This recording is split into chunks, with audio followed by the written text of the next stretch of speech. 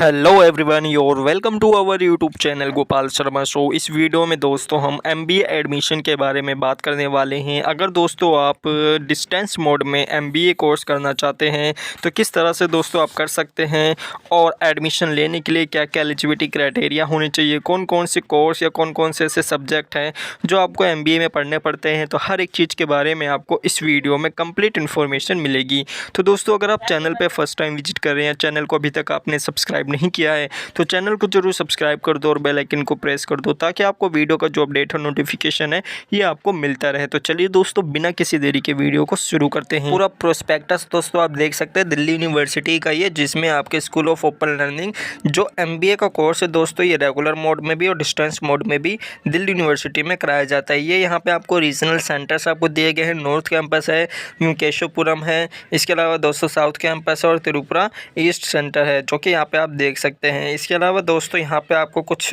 Data के बारे में आपको बताया गया है कि 2022-23 सेशन में 2085 स्टूडेंट है जिन्होंने एमबीए प्रोग्राम में एडमिशन लिया था। तो ये सारी चीज़ें यहाँ पे आपको बताई गई थी। ये यहाँ पे आप देख सकते हैं। आप सभी को जो है 2023 के रिगार्डिंग आपको जो है ये अपडेट्स दी गई हैं कि आप सभी के रजिस्ट्रेशन कब स्टार्ट हुए थे, लास्ट डेट क्या थी, मेरिट लिस्ट के थ्रू जो एडमिशन होता है इसका लिस्ट कब रिलीज़ किया जाता है।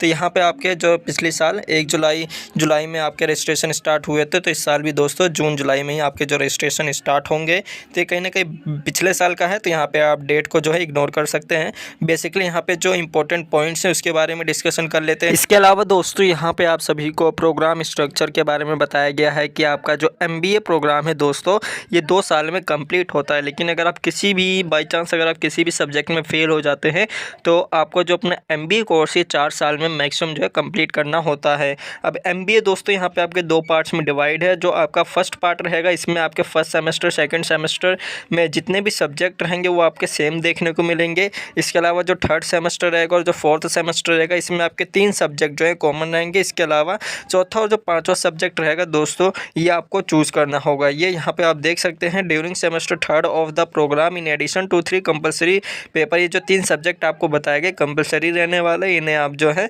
अलग नहीं कर सकते हैं। इसके अलावा जो फोर्थ सेमेस्टर जो अलग से सब्जेक्ट रहेंगे वो आपको यहाँ पे चूज़ करने होंगे। जो आपके इलेक्टिव कोर्स रहेंगे, कौन कौन से सब्जेक्ट चूज़ करने होंगे इसकी जो लिस्ट यहाँ पे आपको देखने को मिल जाएगी, जिसमें आपका कल्चर है, फिलोसफी है, मैनेजमेंट है, इकोनॉमिक्स एंड पॉलिसी पब्लिक है।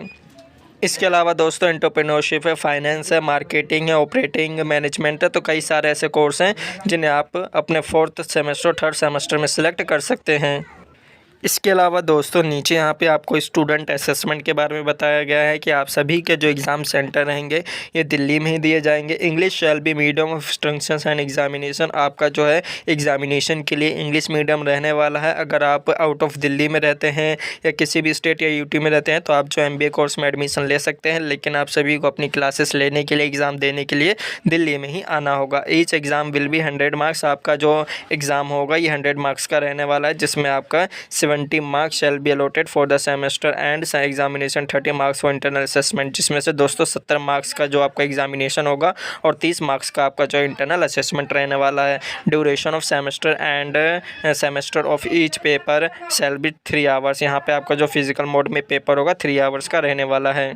अब यहाँ पे दोस्तों आप सभी को पासिंग क्राइटेरिया के आपको अब जो है इसके बारे में बताया गया है कि एग्रीगेट जो मार्क्स होने चाहिए किसी भी सेमेस्टर में 40% होने चाहिए, और जो सेमेस्टर के एंड होंगे उसमें 40% जो मार्क्स है मिनिमम है, तो आप जो है पास कहलाए जाएंगे, पास होने लायक रहेंगे। प्रमोशन क्राइटेरिया और री एग्जामिनेशन के बारे में आपको बताया गया है। दोस्तों आपके टोटल फर्स्ट ईयर से सेकंड ईयर में जाने के लिए क्या पासिंग क्राइटेरिया होना चाहिए इसके बारे में यहाँ पे आपको बताया गया, जिसमें दोस्तों आपके फर्स्ट ईयर में टोटल 14 पेपर्स आपको या 14 सब्जेक्ट्स हैं जो कि आपको देखने को मिलेंगे। इतने आपको एग्ज़ाम देने होंगे, जिसमें से अगर आप 12 पेपर में पास हो जाते हैं तो आप जो है सेकेंड ईयर में जाने के लिए काबिल होंगे, एलिजिबल होंगे। अब वहीं पे दोस्तों अगर आप नहीं दे पाते हैं तो यहाँ पे आप सभी को जो है आपको उसी ईयर में रोक दिया जाएगा, फेल कर दिया जाएगा अगर आप किसी भी सब्जेक्ट में फेल हो जाते हैं तो।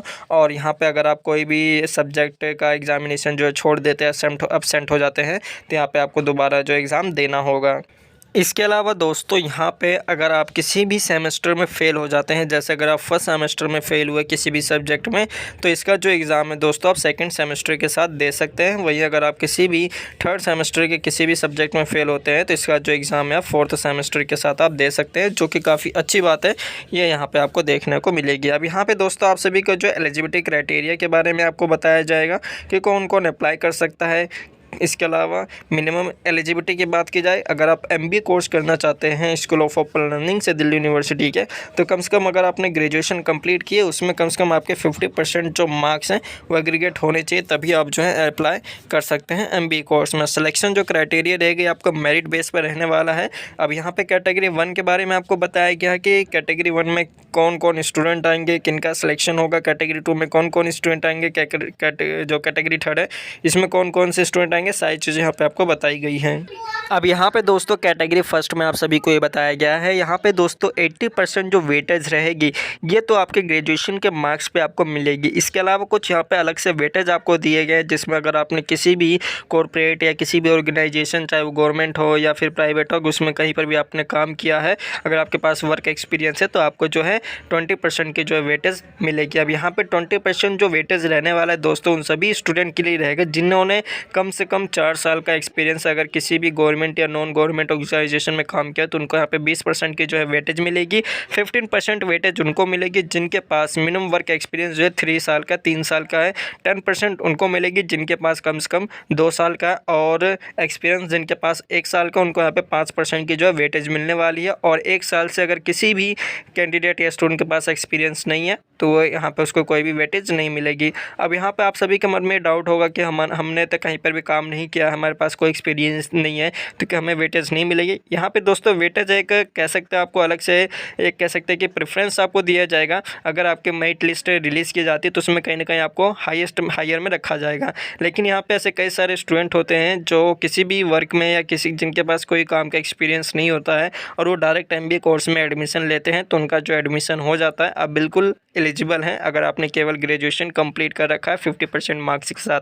इसके अलावा दोस्तों कैटेगरी सेकंड में आप सभी को उन सभी स्टूडेंट के बारे में बताया गया है जिनके पास MBBS या BDS या MDS डिग्री है, उन सभी के यहाँ पे जो है हायर प्रेफरेंस दिया जाएगा। ये आपके कैटेगरी सेकंड वाले आ गए। कैटेगरी थर्ड में दोस्तों यहाँ पे 4 group A office of government and public undertaking organisation having graduation in any discipline. अगर यहाँ पे दोस्तों किसी भी गवर्नमेंट ऑफिस में, किसी भी पब्लिक अंडरस्टैंडिंग ऑर्गेनाइजेशन में अगर आपने काम किया है तो उन सभी का यहाँ पे कैटेगरी थर्ड में रखा जाएगा। कैटेगरी 4 में दोस्तों यहाँ पे आप देख सकते हैं। इसके अलावा दोस्तों कैटेगरी 4 में उन सभी को यहाँ पे वेटेज दी जाती है जिन्होंने किसी भी ट्रांसपोर्टेशन सेक्टर, इंडस्ट्री या सर्विस सेक्टर में या सेल्फ एम्प्लॉयड प्रोफेशनल में अगर 2 साल का एक्सपीरियंस है तो उन सभी को यहाँ पे जो है वेटेज मिलेगी। अब यहाँ पे दोस्तों मैं दोबारा से आप सभी को बता रहा हूँ, अगर आपके पास कोई भी एक्सपीरियंस नहीं है, अगर केवल आपने ग्रेजुएशन कंप्लीट कर रखी है और एग्रीगेट अगर आपके 50% मार्क्स हैं, तब भी आप जो है SOL में MBA कोर्स में एडमिशन ले सकते हैं।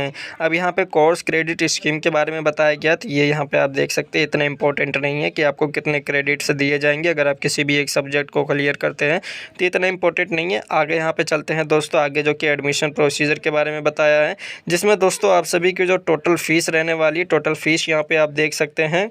यहाँ पे दोस्तों आप सभी को एडमिशन प्रोसीजर के बारे में बताया गया है, जिसमें दोस्तों आप सभी के रजिस्ट्रेशन जो फीस रहेगी OBC अनरिजर्व कैंडिडेट EWS के लिए 250 रुपये रहेगा रजिस्ट्रेशन फ़ीस, और PWD SC और PWD कैंडिडेट्स के लिए यहाँ पे 100 रुपये जो है ये रजिस्ट्रेशन फ़ीस रहने वाला है। प्रोग्राम फ़ीस यहाँ पे आप देख सकते हैं जो कि एनुअल दोस्तों रहने वाली है। इसमें दोस्तों आप सभी की जो टोटल 1 साल की जो फ़ीस रहेगी 51,970 रुपये रहने वाली है, जिसमें दोस्तों आपके फर्स्ट सेमेस्टर, सेकेंड सेमेस्टर की जो फ़ीस है ये इसमें इंक्लूड रहेगी। कहीं ना कहीं अगर यहाँ पे आप MBA कोर्स करते हैं तो SOL से आप अपनी जो MBA का कोर्स है ये 1 लाख से ज़्यादा कुछ अमाउंट में आप अपनी MBA कोर्स कर सकते हैं। और यहाँ पे जो PWD कैंडिडेट्स रहेंगे उनको यहाँ पे थोड़ा बहुत जो है रिलैक्सेशन मिलेगा, जिसमें फ़ीस रिसेशन दिया जाएगा, ये यहाँ पे आप देख सकते हैं। इसके अलावा जो एसेंशियल डॉक्यूमेंट्स रहेंगे ये यहाँ पे आपको बताएंगे, जिसमें दोस्तों आपको अपनी जो रिसेंट फोटोग्राफ और सिग्नेचर है प्रॉपर साइज़ में ये आपको देना होगा। सेल्फ अटेस्टेड जो कॉपी रहेगी 10th क्लास की मार्कशीट, 12th क्लास की मार्कशीट, जो ग्रेजुएशन की मार्कशीट है, ये ये सारी की सारी सेल्फ अटेस्टेड होनी चाहिए। एक्सपीरियंस सर्टिफिकेट अगर आपके पास है